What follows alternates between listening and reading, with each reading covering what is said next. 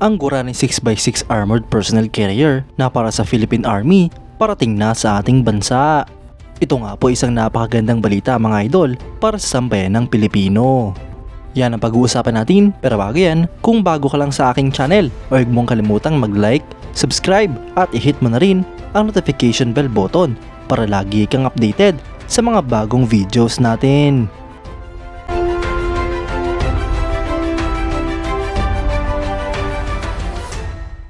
Ang first batch nga po ng Iveco Latin America Guarani 6x6 Armored Personnel Carriers ay paparating na sa Pilipinas mula sa Brazil. Ayon nga po sa report ng Brazilian Defense Page na Teknolohiya and Depensa, ang unang 5 vehicles ay namataan sa Port Santos sa Brazil at ito nga po ay sinasakay na sa commercial cargo ship. Ang barko nga pong ito mga idol ay patungo na sa ating bansa mula sa bansang Brazil. Ang mga vehicles na ito mga idol ay naasahang darating sa ating bansa sa kalagitnaan ng December 2023. Ibig sabihin mga idol, ang barkong ito ay hihinto muna sa kung saang lugar bago ito dumating sa ating bansa. Ayon pa nga po sa report mga idol, ang lahat ng vehicles ay naasahang maidideliver sa Pilipinas at sa Philippine Army bago matapos ang taong 2024. At matapos nga po nito ay isa pang batch ng 28 vehicles na mga armored personnel carriers ang pinag-uusapan ng Pilipinas at ng Brazil. Ang mga vehicles nga pong ito mga idol ay inaasahang ma-assign sa Armor Division ng Philippine Army. At inaasahan nga pong mapapasama ito sa Brigade Combat Teams. At ang susunod pang 28 units sa mga armored personnel carriers ay inaasahang mapapasama sa bagong established na 2nd at 3rd Brigade Combat Teams. Ang Guarani mga idol ay isang 6x6 armored personnel carrier na dinedevelop ng Iveco at ng Brazilian Army. Ito nga po ay parte ng Urto 3 Modernization Program na layuning palitan ang lahat ng EE-11 Urto noong 2015. Meron nga din pong 8x8 version nito na nakabase naman sa Iveco Super RAV Armored Personnel Carrier. Noong 1999 mga idol, ang Brazilian Army ay nag-issue ng request para sa bagong family ng armored fighting vehicles na may amphibious capabilities upang palitan ang EE-9 Cascavel at EE-11 Urto.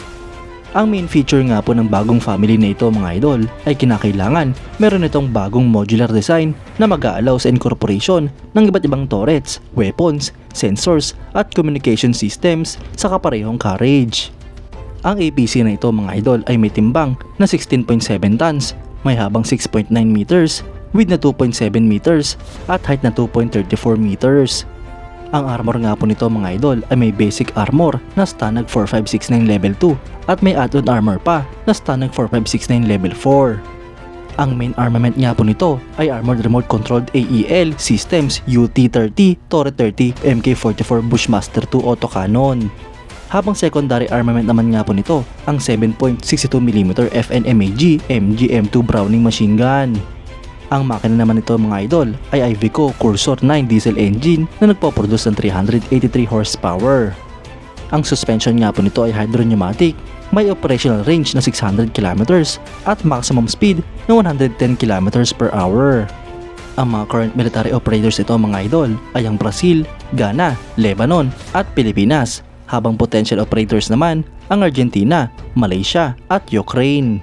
Mga idol, isang magandang balita nga po ito para sa ating lahat dahil madadagdagan na naman ang mga bagong assets ng Pilipinas.